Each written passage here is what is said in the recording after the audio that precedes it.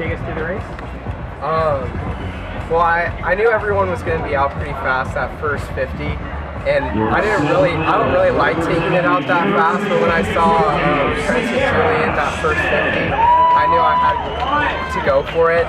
And then the 100, basically the same thing. And by the 150, I was just trying to kind of bring it home. So. How big is this accomplishment for you at this point of your career right now? It was definitely a goal of mine going into this meet, and it's a check mark on my bucket list, I guess. All right. And what's next? Where do you go from such a strong race now on the first day? Definitely trying to make a final tomorrow in the 200 free, and ultimately do really well at Junior Worlds in Budapest in 2 weeks.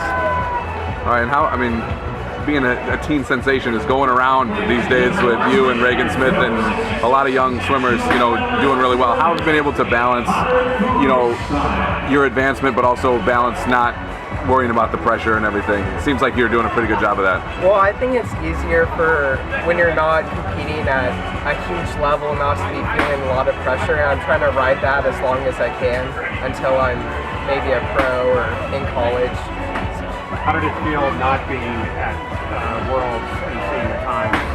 I would definitely have liked to go to Worlds, but I think it's also good that I'm going to Junior Worlds, so I have more experience out of the country for that type of racing. So. Luca, I wanted to get this right. So you live in Sacramento, but your coach is in Davis, and you make a little half-hour commute over here? Yeah, I do live in Sacramento. And that's half hour, and sometimes daily as well. Yeah, sometimes there's a lot of traffic on the way coming back to Vancouver. It's usually not that bad going to Davis, though. So that works out okay. Yeah, it's not too bad. To going into like the 2016 Olympics, were you thinking of being in this position? Definitely not. I don't think I even had the Olympic trial cuts going into 2016, but I've always been kind of an optimistic person, and I didn't necessarily see it in my future, but I knew I could get better. What was? No, I don't. I have goals, but I don't really write them down. What was the big moment where you felt you belonged in this, this upper group now? Probably nationals last year when I got third. Can you walk us through some of your training?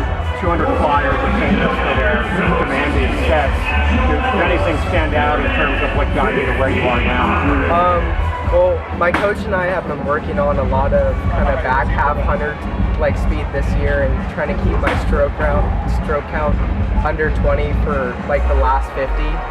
And so we've been doing a lot of sets that are more or less aerobic butterfly, but still holding a fast pace.